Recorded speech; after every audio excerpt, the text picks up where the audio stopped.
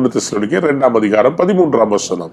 ஆகையால் நீங்கள் தேவ வசனத்தை எங்களாலே கேள்விப்பட்டு ஏற்றுக்கொண்டது போது அதை மனுஷர் வசனமாக ஏற்றுக்கொள்ளாமல் தேவ வசனமாகவே ஏற்றுக்கொண்டதினாலே நாங்கள் இடைவிடாமல் தேவனுக்கு ஸ்தோத்திரம் செலுத்துகிறோம்.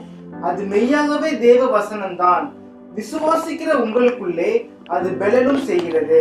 என்ன அருமையான ஒரு வார்த்தைய இங்கே நம்ம வாசிக்கிறோம்.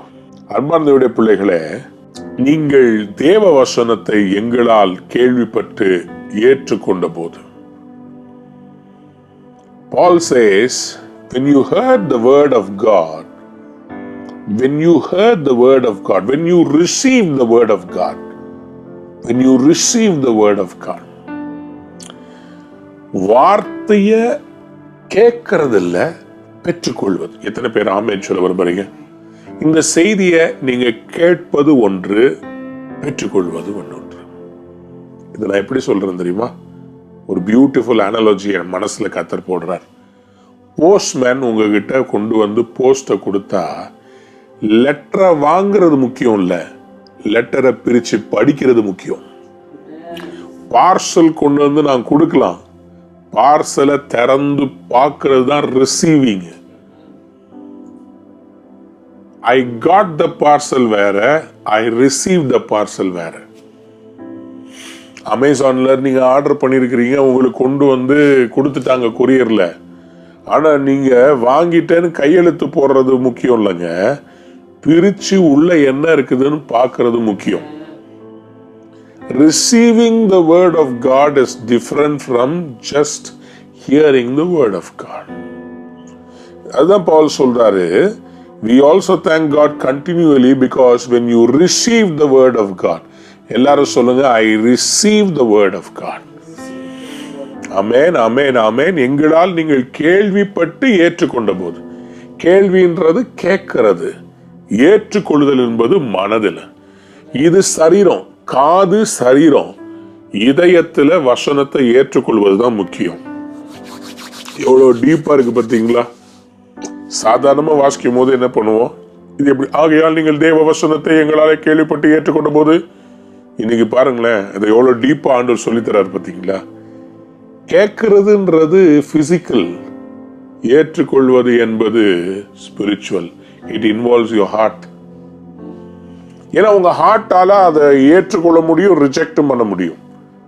only your heart can do that. எபிரேயர் 4ஆம் அதிகாரம் 12ஆம் வசனத்தை வாசித்து பாருங்கள். தேவனுடைய வார்த்தையானது ஜீவனும் வல்லமையும் உள்ளதாயும் இருபுறமும் கருக்குள்ள எந்த பட்டயத்திலும் கருக்கானதாயும் ஆத்துமாவையும் ஆவியையும் கணுக்களையும் ஊனையும் பிரிக்கத்தக்கதாக உருவ குத்துகிறதாயும் இருதயத்தின் நினைவுகளையும் யோசனைகளையும் வரையறுக்கிறதாயும் இருக்கிறது. இருதயத்தின் நினைவுகளை யோசனைகளை வகையறுக்கிறதாய் இருக்கிறது தான் தேவனுடைய வார்த்தை. ஜீவனும் வல்லமையும் உள்ளது. Receiving the word is actually good for your heart. Because when it comes inside, it can separate things and show you எது எப்படி இருக்கணும்ன்றத வேர்டு உள்ள வந்துருச்சுன்னா என்ன பண்ணுமா? ஊனையும் குறுக்கையும் போன்ஸையும் போன் மேரோவையும் கூட அது ஸ்பிளிட் பண்ணி காமிச்சிடும். வேர்டை உள்ள வாங்கணுங்க. எல்லாரும் சொல்லுங்க, உள் வாங்க வேண்டும். வேர்ட் என்பது என்னது? The written word of God. அந்த வேர்ட் ஆஃப் காட நம்ம எப்படி உள் வாங்குறோம்ன்றது ரொம்ப ரொம்ப முக்கியம். எனக்கு அன்பார்ந்த பிள்ளைகளை, இன்னைக்கு ஆண்டவர் உங்களை பார்த்து சொல்றாரு, இந்த வார்த்தைகள் என்ன பண்ணணுமா? நீங்கள் கேள்விப்பட்டு ஏற்றுக்கொண்ட போது அதை மனுஷர் வசனமாக ஏற்றுக்கொள்ளாமல் விசுவாசிக்கிற உங்களுக்குள்ளே அது பலனும் செய்கிறது. சத்தமா அல்லேலூயா சொல்றீங்களா? அன்பார்ந்த பிள்ளைகளே, நன்றாக தெரிந்து கொள்ளுங்க, எதுக்காக வார்த்தை எழுதப்பட்டதுன்னா நீங்க விசுவாசிக்கிறதுக்காக தான். For you to believe. அருமையான யோவான் அப்போஸ்தலன் எழுதுகிறார் பாருங்க. யோவான் 20ஆம் அதிகாரம் 30-31ஆம் வசனத்தை வாசிக்கிறீங்களா? இந்த புத்தகத்தில் எழுதிராத வேறு அநேக அற்புதங்களையும் இயேசு தமது சீஷருக்கு முன்பாக செய்தார். இயேசு தேவனுடைய குமாரனாகிய கிறிஸ்து என்று நீங்கள் விசுவாசிக்கும்படியாகவும் விசுவாசித்து அவருடைய நாமத்தினாலே நித்திய ஜீவனை அடையும்படியாகவும் இவைகள் எழுதப்பட்டிருக்கிறது. இயேசு தேவனுடைய குமாரனாகிய கிறிஸ்து என்று நீங்கள் விசுவாசிக்கும்படி, நீங்கள் விசுவாசத்தோடைய நாமத்திலே நித்திய ஜீவன். ஃபர்ஸ்ட் நீங்க விசுவாசிச்சுட்டு, ரெண்டாவது இந்த விசுவாசத்தினால நீங்க என்ன அடையணும்? நித்திய இட்டர்னல் லைஃப் அடையறதுக்காக இவைகள் எழுதப்படும். Somebody said amen. Oh, I am so excited today. என்னன்னே தெரியலங்க, பயங்கர சந்தோஷமா இருக்குது இந்த வசனத்தை தியானிக்கும் போது. பிள்ளைகளுக்கு புத்தி சொல்ற அப்பா பவுல் சொல்றாரு, நீங்க விசுவாசிக்கிறதுக்காக தான்ப்பா இந்த வார்த்தையே இருக்குது. விசுவாசிக்கிறது மட்டும் இல்ல, நித்தியத்துல உங்களை சேர்த்துவதற்காக இந்த வசனம். சொல்லுங்க அல்லேலூயா. யாராவது ஒரு பெரிய அல்லேலூயா சொல்றீங்களா? என்ன அழகா எழுதிருக்குது. அதே மாதிரி ரோமர் 15ஆம் அதிகாரம் 4ஆம் வசனத்தை வாசித்து பாருங்களேன். தேவ வசனத்தினால் உண்டாகும் பொறுமையினாலும் ஆறுதலினாலும் நாம் நம்பிக்கை உள்ளவர்களாகும்படிக்கு முன்பு எழுதியிருக்கிறவைகள் எல்லாம் நமக்கு போதனையாக எழுதியிருக்கிறது. அல்லேலூயா. தேவ வசனத்தினால் உண்டாகும் பொறுமை, ஆறுதல். வசனத்தினால என்ன வருமாமா? பொறுமை வரும், ஆறுதல். அப்படியே பொறுமை ஆறுதல் கொடுக்கு. கவலைப்படாத, கண்டிப்பா உனக்கு நான் செய்ய வேண்டியதை நான் செஞ்சு முடிப்பேன். நீ என் பிள்ளை இல்லை, உங்களை ஆறுதல் படுத்துறத நீங்க ஃபீல் பண்றீங்களா? அப்படியே உங்களை தடவி கொடுக்குற மாதிரி இல்லை ஏசப்பா, உங்களுடைய தோள் மேல கையை வச்சு தட்டி கொடுத்து, என் வசனம் இருக்குதுப்பா, என் வசனம் உன்னை நிச்சயமா வழி நடத்தும், உன் கால்களுக்கு தீபம், உன் பாதைக்கு வெளிச்சமா இருக்கும். என் வசனம் என் வார்த்தை ஒரு நாளும் வெறுமையாய் திரும்பாது. நான் அதை அனுப்பின காரியமாகும்படிக்கு அது போய் நிறைவேற்றிட்டு தான் என்கிட்ட வரும். வசனத்தால உங்களை தேற்றார். நீங்க இந்த வசனத்தை உள்ள வாங்கி உங்க ஏற்றுக்கொள்ளும் போது அது என்ன பண்ணுமா? உங்களுக்கு பலனாய் இருக்கிறது. சொல்லுங்க அல்லேலூயா, ஹல்லேலூயா. அதுதான் இங்க பவுல் அப்போஸ்தலன் தெசலோனிக்கே சபைக்கு 2ஆம் அதிகாரம் 13ஆம் வசனத்தில் சொல்றாரு, விசுவாசிக்கிற உங்களுக்குள்ளே அது எது பலனு? தேவ வசனம். சொல்லுங்க அல்லேலூயா. அப்பா பிள்ளைகிட்ட சொல்றாரு, நான் உனக்கு சொன்ன வசனம் உனக்கு பலனா இருக்குது. இன்னைக்கு உங்களுக்கு சொல்றேன், கர்த்தருடைய வசனம் உங்களுடைய பலனா இருக்கிறது. Boost is the secret of my energy. No. The word of God is the secret of my energy. சொல்லுங்க அல்லேலூயா. Secret of Christians' energy is the word of God. நீங்க வார்த்தையை படிச்சீங்கன்னு வச்சுக்கோங்களேன், உங்களுக்கு காண்டம் இருக்கிறதுக்கு ஒப்பான பலன் வந்துடும். எதையும் பார்த்து சொல்லுங்க, bring it on அப்படின்னு சொல்லுவீங்க. ஏன்? உங்களுக்குள்ள இருக்கிற அந்த எனர்ஜி உலகத்தையே படைச்ச எனர்ஜி, வெளிச்சத்தையே உருவாக்கின எனர்ஜி, அவ்வளவு பெரிய வல்லமை உங்களுக்கு. அவர் தான் வார்த்தை. அந்த வார்த்தை மாம்சமாகி, அவர் தான் இயேசு கிறிஸ்து. வார்த்தை தான் இயேசு கிறிஸ்து தான் வார்த்தை. அன்பார்ந்த பிள்ளைகளே, நீங்க வார்த்தையை ஏற்றுக்கொள்ளும் போது இயேசுவை ஏற்றுக்கொள்றீங்க. When you receive the word, you are actually accepting Christ in your heart, because he is the word of God. He is the word of God. பிள்ளைகளேன்னு பார்த்து பேசுறாரு பாருங்க. சரி, இப்போ பிள்ளைகளுக்கு தேவ வசனம் பலன் ஆயிடுச்சு. இப்போ அடுத்த லெவல் போறாரு பாருங்க. ஃபர்ஸ்ட் பிள்ளைகளேன்னு சொன்னாரா? சில பேர் இந்த பிள்ளைகள்னு சொன்னா அவங்களுக்கு புரியாது. ஸோ அடுத்தது தோள் மேல கையை போட்டு, சகோதரரே, மை பிரதர்ஸ். வயசுல சின்னவங்களா இருந்தா பிள்ளைங்க, எனக்கு பக்கத்துல ஒரு 2 வயசு கேப்ல இருக்கிறவன்ட்டு நான் என் பிள்ளையே அப்படின்னு சொன்னா அவன் சொல்லுவான், என்னண்ணே சும்மா. அவனுக்கு என்ன பிள்ளைய பார்க்க தோணாது. எனக்கு அவன் என்ன பிரதரா தான் பார்ப்பான். So Paul is addressing the Thessalonian church. நீ பிள்ளையா எனக்கு செவி கொடுக்கலன்னா பரவாயில்ல, என் சகோதரனை, என் பிரதராவா, சகோதரனே. பக்கத்துல பார்த்து சொல்லுங்க, சகோதரரே. What a beautiful way Paul is approaching. சபையை எப்படி அப்ரோச் பண்ணணும்னு சொல்லி பாஸ்டர் சொல்லி கொடுக்குறாரு பாருங்க. பவுல் பிள்ளைகளேன்னு கூப்பிட்டு பாரு, கேட்கலையா சகோதரனேன்னு கூப்பிட்டு பாரு. அடுத்து அதுக்கும் கேட்கலையா நண்பனேன்னு கூப்பிட்டு பாரு.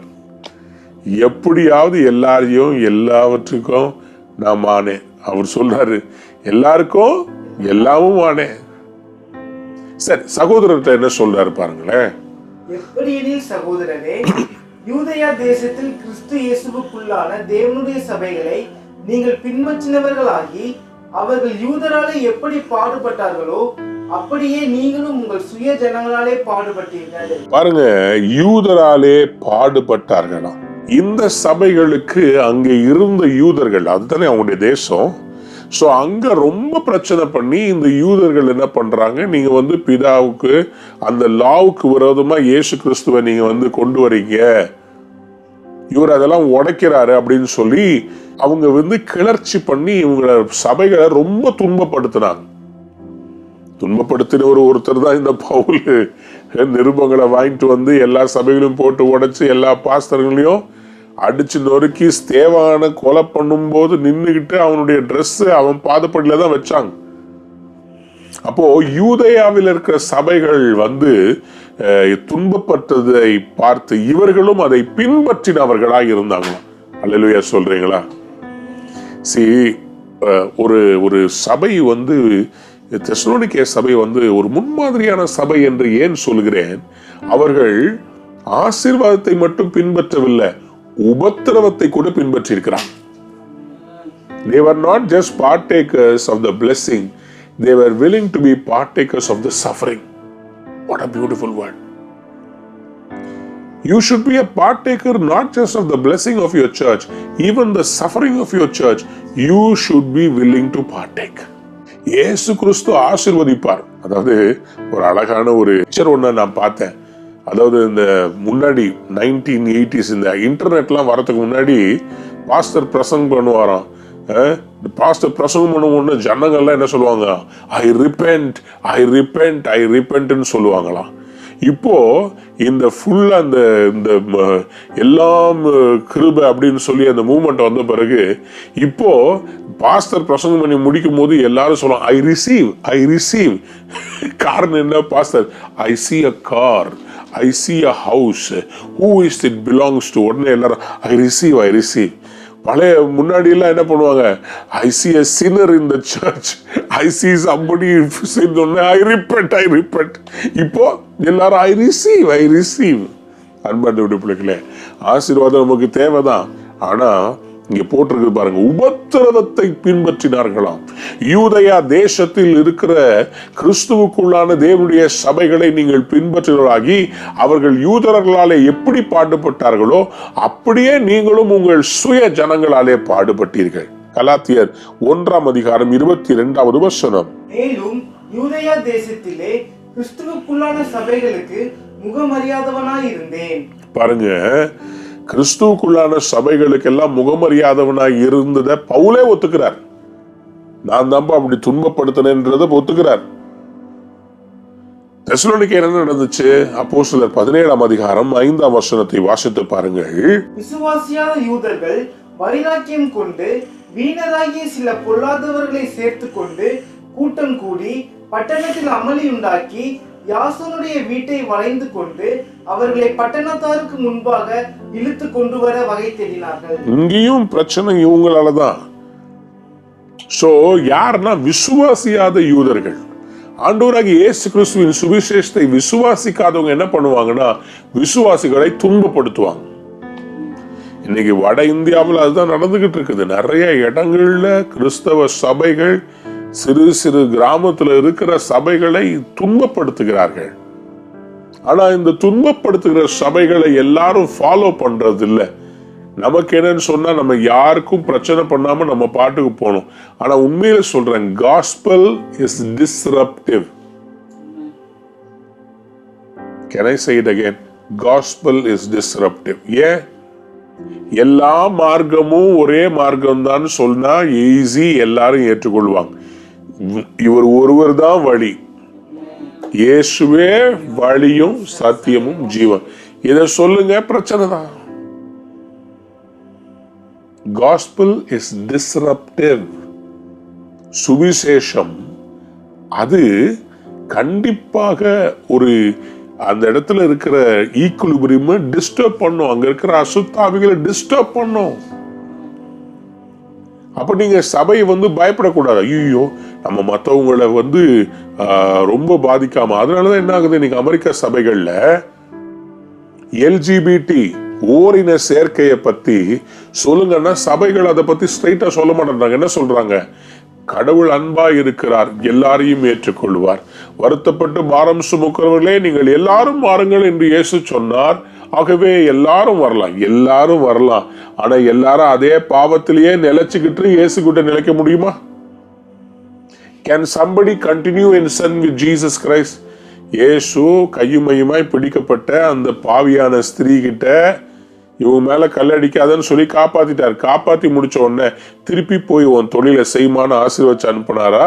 இனி போ, பாவம் செய்யாதன்னு சொன்னாரா? நீ போமா, நீ நல்லா நடத்து, அதுல கொஞ்சம் டைத்து கொண்டு வந்து கொடுத்துரு, சபை கட்டுமான பணிக்கு ஒரு பெரிய தொகையை தயவு செய்து கொண்டு வந்து நிறைய கஸ்டமரை பார்த்து கொண்டு வந்துவான்னு சொல்லுவார் நினைக்கிறீங்க? நீயும் உன்னுடைய பணமும் அது போய் இதுல போகட்டும், நரகத்துல போகட்டும்னு சொல்லிடுவார். அவர் என்ன சொன்னாரு? நீ போய் நீ பாவம் செய்யாதேன்னு சொன்னார். அன்பார்ந்த பிள்ளைகளே, there is a difference. Gospel is disruptive. யூதேயாவில் இருக்கிற சபைகள் துன்பப்படுத்தப்பட்டது போல இவர்களும் துன்பப்படுத்தப்பட்டார்கள். தெசலோனிக்கே சபை 2 தெசலோனிக்கேயர் 1ஆம் அதிகாரம் 4ஆம் வசனத்தை வாசித்து பாருங்க. நீங்கள் சகிக்கிற சகல துன்பங்களிலும் உபத்திரவங்களிலும் பொறுமையையும் விசுவாசத்தையும் காண்பிக்கிறது நிமித்தம் உங்களை குறித்து நாங்கள் தேவனுடைய சபைகளில் மேன்மை பாராட்டுகிறோம். நீங்கள் சகிக்கிற சகல துன்பங்களிலும் உபத்திரவங்களிலும் பொறுமையும் விசுவாசத்தையும் காண்பிக்கிறது நிமித்தம். சகிக்கிற சகல துன்பங்களிலும் உபத்திரவம். கையை வேற்றி வரலையா சொல்லுங்க பார்ப்போம். சகிக்கிற துன்பம், உபத்திரவம். அப்போ கிறிஸ்தவ வாழ்க்கை என்பது இதெல்லாம் சகிக்கணும். சகிப்புத்தன்மை கிறிஸ்தவ வாழ்க்கையில முக்கியம். உபத்திரவம் உண்டுன்னு தான் சொன்னார். இந்த உலகத்தில் உங்களுக்கு உபத்திரவம், ஆனாலும் திடன் கொள்ளுங்கள், நான் உலகத்தை. The Lord never promised us a problem-free life. He said, you will have trials, but be of good cheer. I have overcome the world. That is the promise of God for you. எத்தனை பேர் உணர்ந்து ஒரு ஆமென் சொல்ல விரும்புறீங்க? ஹல்லேலூயா. So, யூதேய சபைகள் எப்படி கஷ்டப்பட்டுச்சோ அதே மாதிரி நீங்களும் உபத்திரவத்துல நீங்க என்ன பண்ணீங்க? பாடுபட்டீங்க. நீங்களும் அவர்களை போல சுய ஜனங்களாலே பாடுபட்டீங்க. ஆனா 15ஆம் வசனத்தை சொல்றார் பாருங்க. அந்த யூதர்கள் கர்த்தராகிய இயேசுவையும் தங்கள் தீர்க்கதரிசிகளையும் கொலை செய்தவர்களும் எங்களை துன்பப்படுத்தினவர்களும் தேவனுக்கு ஏற்காதவர்களும் மனுஷர் யாவருக்கும் விரோதிகளுமாய் இருந்து புறஜாதியார் ரட்சிக்கப்படுவதற்கு நாங்கள் அவர்களோட பேசாதபடிக்கு தடை பண்ணுகிறார்கள். இவ்விதமாய் எக்காலத்திலும் தங்கள் பாவங்களை நிறைவாக்குகிறார்கள். அவர்கள் மேல் கோபாக்கினை பூரணமாய் வந்திருக்கிறது. கவனிங்க, இவர் சரிவா சொல்றாரு. அந்த யூதர்கள் கர்த்தராகிய இயேசுவையும் தங்கள் தீர்க்கதரிசிகளையும் கொலை செய்தவர்கள். அந்த யூதர்கள் என்ன பண்ணாங்க? இயேசு கிறிஸ்துவை கொலை செஞ்சாங்க, தீர்க்கதரிசிகளையும் கொலை செஞ்சாங்க. எங்களை துன்பப்படுத்துறாங்க. தேவனு கேட்காதவர்களும் மனுஷர் யாவருக்கும் விரோதிகளா இருந்தாங்களாம். கவனிங்க, இந்த யூதர்கள் செய்த இந்த சேட்டையை பாருங்களேன். இயேசுவை அவர்கள் தான் கொலை செய்கிறார்கள். They are the ones who are crucifying Jesus to the cross. இயேசு சாமியை கொலை செஞ்சது லூக்கா 24ஆம் அதிகாரம் 20ஆம் வசனத்துல, அப்போஸ்தலர் 2:23 நீங்க பாத்தீங்கன்னா ஏசாமிய ஒப்பு கொடுத்தது யார்? பிலாத்துடைய கையில ஒப்பு கொடுத்தது யார்? வாசிங்க. நம்முடைய பிரதான ஆசாரியரும் அதிகாரிகளும் அவரை மரண ஆக்கினைக்குட்படுத்தி சிலுவையில் அறைந்தார்கள். பிரதான ஆசாரியன் யார்? ஆசாரியன் யார்? கர்த்தருடைய ஆலயத்துல ஜனங்களை வழி நடத்துகிற ஆசாரியன் தான் மரண ஆக்கினைக்குட்படுத்தி சிலுவையில் அறைந்தார்கள். ரோம போர்ச்சவர்கள் அல்ல. they carried out just the dictate. But அவரை சிலுவையில் அறையுங்கள்னு சொல்லி சொன்னது யாருங்க? பிரதான ஆசாரியன், யூதர்கள் தான். தங்களுக்காக வந்த மேசியாவை நிராகரித்தார்கள், கொலை செய்தார்கள், தீர்க்கதரிசிகளை கொலை செய்தார்கள். எனக்கு அன்பார்ந்த பிள்ளைகளே, இதெல்லாம் எதுக்காக சொல்றார்? அப்போஸ்தலர் 2:23 வாசித்து பாத்தீங்கன்னாலும் உங்களுக்கு அதுல தெரியும். அப்படி இருந்தும் தேவன் நிர்ணயித்திருந்த ஆலோசனையின் படியையும் அவருடைய முன்னறிவிப்பின் படியையும் ஒப்பு கொடுக்கப்பட்ட அந்த இயேசுவை நீங்கள் பிடித்து அக்கிரமக்காரருடைய கைகளினாலே சிலுவையில் ஆணியடித்து கொலை செய்தீர்கள். அக்கிரமக்காரனுடைய கைகளினாலே நீங்கள் சிலுவை. யாரு இதை அட்ரஸ் பண்றது?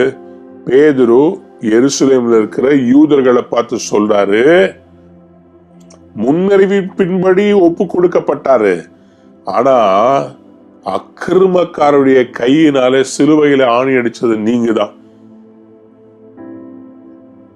அவர் தெளிவா சொல்றாரு, இந்த இயேசுவை நீங்கள் கொலை செய்தீர்கள். மேலுள்ள வசனங்களை நீங்க பாத்தீங்கன்னா அது தெரியும். இந்த இயேசுவை நீங்கள் தான் கொலை செய்தீர்கள். அன்பார்ந்த பிள்ளைகளை, இன்றைக்கு யூதர்கள் இயேசுவை ரிஜெக்ட் பண்ணது மட்டுமல்ல, அவரை சிலுவையில அறைந்தாங்க. அதனாலதான் புறஜாதிகளுக்கு ரட்சிப்பு வந்தது. சொல்லுங்க அல்லேலூயா, அல்லேலூயா. ஆகவே இவருக்கு இந்த யூதர்களுடைய இந்த பிரச்சனை இந்த தெசலோனிக்கே சபைக்கு இருந்துச்சு பாருங்க. தெசலோனிக்கே சபையிலையும் பவுலையும் இவங்களுக்கும் விரோதமா எழும்பினவங்க யாருன்னா இவர்கள் யாராம்? மனுஷர் யாவருக்கும் விரோதிகளா இருக்கிறாங்களாம். தேவ பிள்ளைகளே, இயேசு கிறிஸ்துவினுடைய சுவிசேஷத்தை ரிஜெக்ட் பண்றவங்க யாருன்னா மனு குலத்துக்கே விரோதிகள். ஏன்னா அவர் மனு குலத்தை ரட்சிக்க வந்தாரு. அப்ப ரட்சிப்பை ரிஜெக்ட் பண்றவங்க யாரு? They are enemies to the whole of humanity. They are not just for Christians. முழு உலகத்துக்கே அவங்க எதிரிகளா இருக்கிறாங்க. இந்த கண்ணோட்டத்துல நம்ம யோசிக்கணும். ஏன்னா மனு குலத்தை ரட்சிக்கிறதுக்கு தான் அவர் வந்தார். அந்த ரட்சிப்பை நீங்க வேண்டாம் அப்படின்னு சொன்னீங்கன்னா நீங்க அப்போ ஹியூமனிட்டிக்கு ஒரு பெரிய எதிர்ப்பாளர் தான் நீங்க. எனக்கு அன்பார்ந்தவருடைய பிள்ளைகளே, இன்னைக்கு ஆண்டவர் உங்களை பார்த்து சொல்றாரு, உங்களுடைய வாழ்க்கையை நான் அநேகருக்கு ஆசீர்வாதமாக மாற்ற விரும்புகிறேன். Don't reject the gospel, accept the word of God.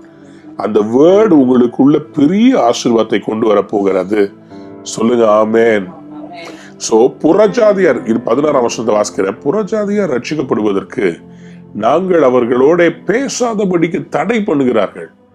இவ்விதமாய் எக்காலத்திலும் தங்கள் பாவங்களை நிறைவாக்குகிறார்கள். அவர்கள் மேல் கோபாக்கினை பூர்ணமாய் வந்திருக்கிறது. சில காரியங்கள் ரட்சிக்கப்படணும், நம்ம ஜெபிக்கணும். சிலரை கர்த்தர் பட்சிக்க தான் செய்ய போறார். சிலருக்கு ஆண்டவர் நம்முடைய தேசத்துல வாய்ப்பு கொடுக்கிறார். ஆனா அவங்க கேட்காத போது பட்சிப்பு தான் வருகிறது. பாருங்க, இவ்விதமாய் அவங்க என்ன பண்றாங்கன்னா எக்காலத்திலும் தங்கள் பாவங்களை நிறைவாக்க. பாவம் நிறைவாகும் போது என்ன வரும்? மரணத்தை பிறப்பிக்கும். You will see a judgment on our nation. People who stood against the word and the gospel of God will receive the judgment of God. They will receive the judgment of God. James 1:15 அதான் சொல்லுது. பாவம் பூர்ணமாகும் போது மரணத்தை பிறப்பிக்கும். யாக்கோபு 1:15 அப்படி சொல்லுகிறது. அப்ப இன்னைக்கு சில பேர் அந்த மரணத்தை பூர்ணமாக்கி கொண்டிருக்கிறாங்க. அன்பார்ந்தவருடைய பிள்ளைகளே, நான் விசுவாசிக்கிறேன், இந்த பவுல் இந்த வசனங்களை எழுதினது போல நாமும் கூட ஆண்டவருக்கு பிரியமானவர்களா இருக்கணும்.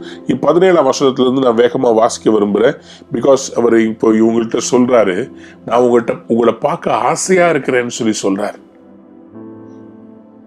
ஒரு அப்பா பிள்ளைய பார்க்கறது மாதிரி அவர் ஆசையா இருக்கிறாராம். வாசிக்கும் பார்ப்போம் 17ஆம் வசனம். சகோதரரே, நாங்கள் இருதயத்தின்படி உங்களோடு இருந்து சரீரத்தின்படி கொஞ்ச காலம் உங்களை விட்டு பிரிந்திருந்தபடியினாலே உங்கள் முகத்தை பார்க்க வேண்டும் என்று மிகுந்த ஆசையோட அதிகமாய் பிரயத்தனம் பண்ணினோம். என்ன அழகா போட்டிருக்காங்க. இருதயத்தின்படி உங்களோட இருக்கிறோமா? In heart we are with you, in physical form we are away from you. கொஞ்ச காலம் உங்களை விட்டு பிரிந்திருக்கிறபடினாலே எங்க மனசெல்லாம் உங்ககிட்ட தான் இருக்குது. ஒரு பாஸ்டருக்கு என்னதான் இருந்தாலும் அவங்க சர்ச், எனக்கு எவ்வளவுதான் வெளி ஊழியம் பண்ணாலும் எங்க சர்ச்சுக்கு அப்படி நின்றுட்டா எனக்கு அவ்வளோ ஒரு அலாதி சந்தோஷம். எங்க மக்களை பார்த்துட்டா, எங்க சபை மக்களை பார்த்துட்டா, என் பிள்ளைங்களை பார்த்துட்டா, அதுவும் எனக்கு யார் யார் எங்க உட்காருவாங்கன்னு தெரியும். வந்த உடனே என் கண்ணில் ஒரு ஸ்கேனர் ஒன்று ஓடும். யார் வந்தா யார் வரல, அப்படி ஒரு ஸ்கேனர் வந்து தூண் பக்கத்தில் இருக்கிற அந்த ஃபேமிலியை காணும். இவங்கள பார்க்கல, அவங்கள பார்க்கல, இங்கே வழக்கமாக வருவாங்களே, அப்படியே ஒரு ஸ்கேனர் ஓடும் என் மைண்டில். எங்கள் பாஸ்டர்கள் டீமில் இருக்கிறவங்களாம் அட்டண்டன்ஸ் எடுப்பாங்க, ஆனால் எனக்கு கண்ணிலேயே அட்டண்டன்ஸ் எடுத்து முடிச்சிருவேன். ஸோ அப்போ இவர் சொல்றாரு, நான் பிரிஞ்சிருந்தாலும் இதயம் உங்ககிட்ட தான்ப்பா இருக்குது, சரீரத்தில் பிரிஞ்சிருக்கிற, but my heart is with you. What a beautiful father-son relationship-ல, a father and children relationship. அவர் சொல்றாரு, உங்க முகத்தை பார்க்க வேண்டும் என்று மிகுந்த ஆசையோட அதிகமாய் பிரயத்தனம் பண்ணோமா. 1 தெசலோனிக்கேயர் 3:10 வாசித்து பார்த்தீங்கன்னா, உங்கள் முகத்தை கண்டு உங்கள் விசுவாசத்தின் குறைவுகளை நிறைவாக்கும் பொருட்டு இரவும் பகலும் மிகவும் வேண்டிக் கொள்கிறோமே. உங்க முகத்தை பார்க்கணும், உங்க விசுவாசத்தின் குறைவுகளை எல்லாம் என்ன பண்ணணும், இன்னும் நிறைவாக்கும், இன்னும் நீங்க பயங்கர விசுவாசத்துல வளரணும் அப்படின்னு சொல்லி இரவு பகலும் வேண்டிக்கிட்டாராம். பாருங்களேன், ஒரு சபை ஒரு ஊழியக்காரனுக்கு ரொம்ப விருப்பமா இருந்தா தானே அந்த மாதிரி, ஆண்டவரே சபையை பார்க்கணும், ஆண்டவரே என் பிள்ளைங்களை பார்க்கணும் ஆண்டவரே. அதே மாதிரிதான் இவர் வந்து ஆண்டவர்கிட்ட ஜெபம் பண்றார், தெசலோனிக்கே சபைக்கு நான் திரும்பி போகணும்னு சொல்லி ரொம்ப ஆவலா இருந்திருக்கிறார். அன்பனுடைய பிள்ளைகளை, அப்படிப்பட்டவர்களாக நீங்கள் மாற வேண்டும். சொல்லுங்க அல்லேலூயா. ஸோ இவருக்கு வந்து வரணும்னு ஆசை, ஆனா என்ன பிரச்சனையாச்சா, வாட் ஹேப்பன்ட்? நான் ஒண்ணு சொல்றேன், நல்லா தெரிஞ்சுக்கோங்களேன். பவுல் பல சபைகளுக்கு போய் ஊழியம் பண்ணாரு. எல்லா சபைகிட்டையும் உங்களை பார்க்கணும்னு ஆசையா இருக்குன்னு சொல், மக்கதோனியா சபைகிட்ட தான் சொன்னார். ஏன் மக்கதோனியா சபைகிட்ட சொன்னார் தெரியுமா? அவங்க பவுலை ரொம்ப நேசிச்சாங்க, அவரை ரொம்ப பாதுகாத்துக்கிட்டாங்க, அவர் குறைவுகளை எல்லாம் அவங்க நிறைவாக்குனாங்க. காணிக்கை எடுத்து அனுப்பி பவுலுடைய ஊழியத்தை தாங்கி, பவுல் கொரிந்து சபைகிட்ட இருக்கும் போது இவங்க அனுப்பின காணிக்கையில தான் அங்க ஊழியம் பண்ணார். தங்ககிட்ட இருக்கும் போது மட்டும் அவரை சப்போர்ட் பண்ணல, மற்றவங்களுக்கு ஊழியம் செய்யும் போதும் அவங்க காணிக்கை கொடுத்தாங்களாம். பொதுவா இப்ப நான் போனேன்னா, இந்த ஊர்ல அந்த சபையில ஊழியம் பண்ணனா, அந்த சபை வந்து எனக்கு பேசின பிரசங்கத்துக்காக காணிக்கை கொடுக்கறது வேற. ஆனா நான் இந்த பக்கம் நார்த் இந்தியாவில் மிஷன்ஸ்ல பேசிட்டு இருக்கிறேன்.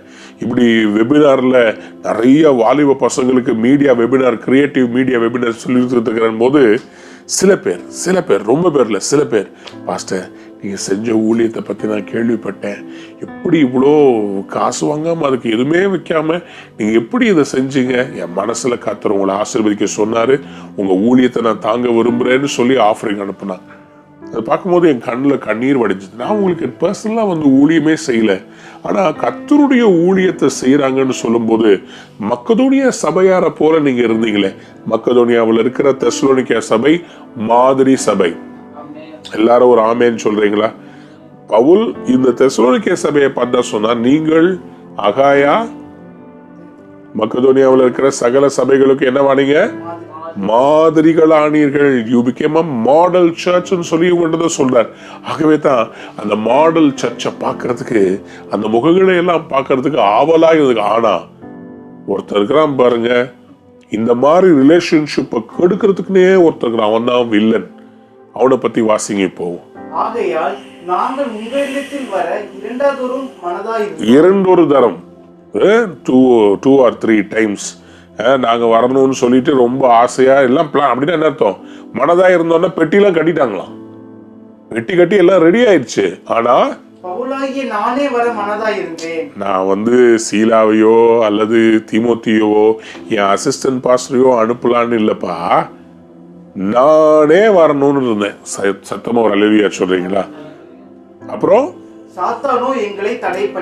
சாத்தானுக்கு வேற வேலையே இல்லைங்க. அவன் வேலையே என்ன தெரியுமா? ஊழியக்காரங்க சந்தோஷமா இருக்கக்கூடாது, சபை சந்தோஷமா இருக்கக்கூடாது, சபையும் ஊழியக்காரனும் சேர்ந்து சந்தோஷமா இருக்கக்கூடாது, பாஸ்டர் சபையோட சேர்ந்து சந்தோஷமா இருக்கக்கூடாது, 2 பேரையும் பிரிச்சு வைக்கணும். சாத்தான் தடை பண்ணினான் என்று சொல்லி பைபிள்ல டைரக்டா போட்டிருக்கிற வசனங்கள்ல ரொம்ப சில வசனங்கள் இது ஒண்ணு. சாத்தானோ எங்களை தடை, இதை பத்தி ஒரு மெசேஜை நான் வச்சிருக்கிறேன். சாத்தான் கொண்டு வரும் தடை. Satan blocked our way. என்ன பண்ணானுங்களா? Satan blocked our way. மத்தேயு 4 10ஆம் வசனத்தை வாசித்து பாருங்களேன். அப்பொழுது இயேசு, அப்பாலே போ சாத்தானே, உன் தேவனாகிய கர்த்தரை பணிந்து கொண்டு அவர் ஒருவருக்கே ஆராதனை செய்வாயாக என்று எழுதியிருக்கிறதே என்றார். சாத்தான் வழியை தடுத்தான்னா என்ன சொல்லணும்? அப்பாலே பாலே போடா சாத்தானே, பாலே போ. இயேசுவின் நாமத்தில் சொல்றேன், உங்களையும் உங்களுடைய குடும்பத்தையும் பிரிக்கிற சாத்தானை பார்த்து அப்பாலே போ. உங்களுடைய சபையும் பிரிக்கிற அந்த சாத்தானை பார்த்து அப்பாலே போ. மனுஷனை பார்த்து சொல்லாதீங்க. உங்க ஹஸ்பண்டை பார்த்து அப்பாலே போ சாத்தானேன்னா அவர் அப்பாலே போயிட்டு திருப்பி வரமாட்டார். சாத்தானை பார்த்து பேசணும், மனுஷர்களை பார்த்து பேசாதீங்க. மனுஷருக்குள்ள கிரியை செய்வான், ஆனா உங்களுக்கு விரோதமா இருக்கிறது மனுஷர் அல்ல, சாத்தான். இன்னைக்கு ஆண்டவர் உங்களை பார்த்து சொல்றாரு, சாத்தான் தடை பண்ணாலும் உங்களுக்குள்ள இருக்கிறவர் பெரியவர். உலகத்தில் இருக்கிற உங்களில் இருக்கிறவர் பெரியவர். தெசலோனிக்கே சபை வளர்ச்சியை பார்த்து பிசாசுக்கு பயங்கரம் பிரச்சனை. எங்கடா வளர்ந்துட போறாங்க. அன்பார்ந்த பிள்ளைகளே, இன்னைக்கு கர்த்தர் உங்களுடைய குடும்பத்திலேயே ஒரு பெரிய விடுதலையை கொண்டு வர போறார். ஆனா சொல்றாரு பாருங்களேன், சாத்தான் தடை பண்ணினான். 1:2:19 தொடர்ந்து சொல்றாரு பாருங்க, எங்களுக்கு நம்பிக்கையும் சந்தோஷமும் மகிழ்ச்சியின் கிரீடமுமாய் இருப்பவர்கள் யார்? யாரு? நம்முடைய கர்த்தராகிய இயேசு கிறிஸ்து வரும்போது அவருடைய சன்னிதானத்திலே நீங்கள் அல்லவோ அப்படி இருப்பீர்கள். நீங்க தானேப்பா அப்படி இருப்பீங்க எங்களுக்கு. சொல்லுங்க அல்லேலூயா. அப்புறம் என்ன முடிக்கிற? எங்களுக்கு மகிமையும் சந்தோஷமுமாய் இருக்கிறீர்கள். வா வா வா வா.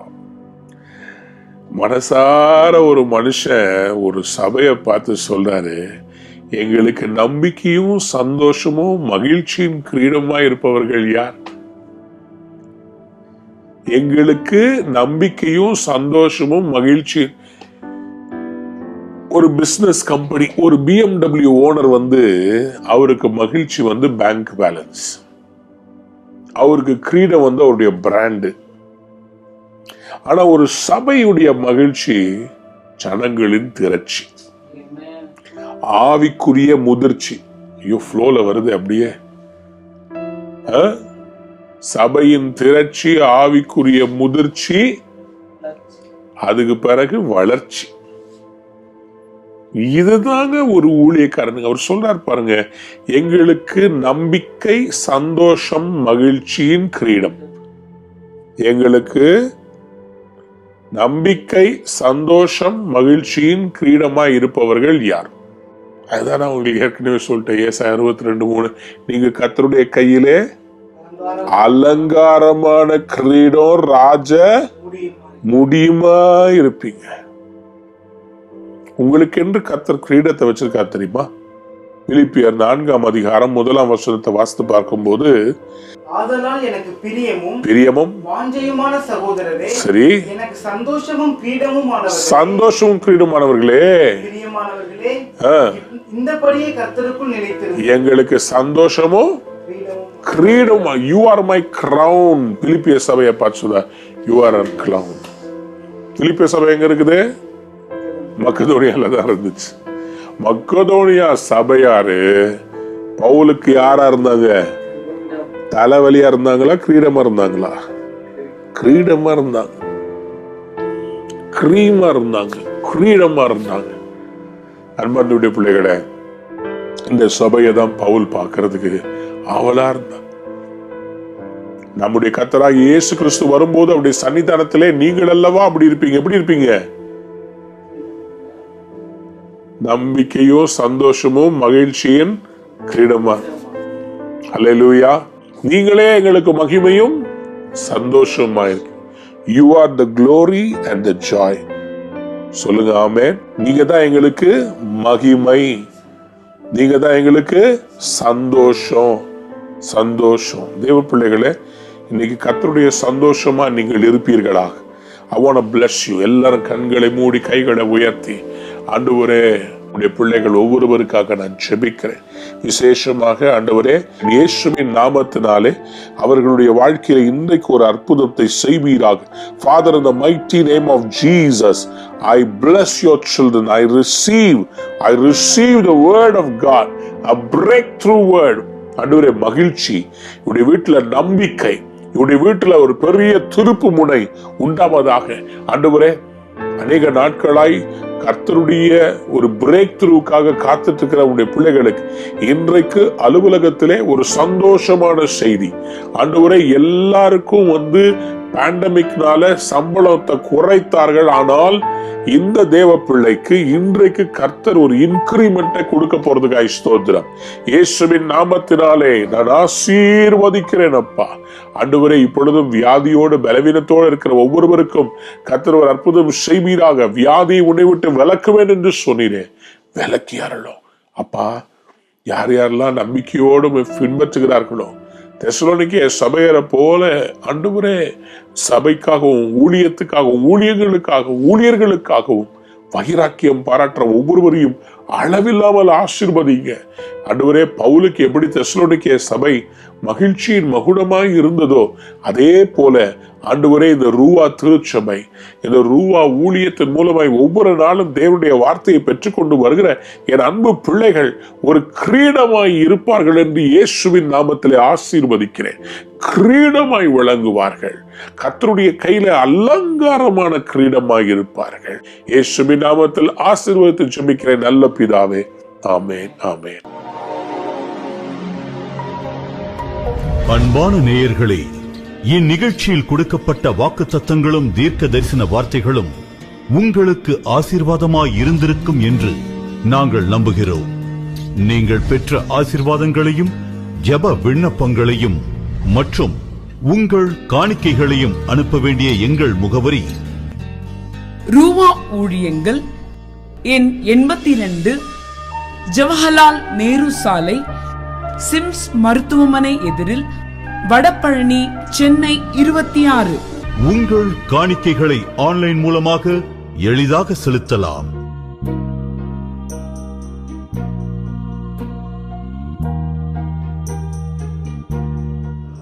எங்கள் இணையதள முகவரி www.ruhaministries.org.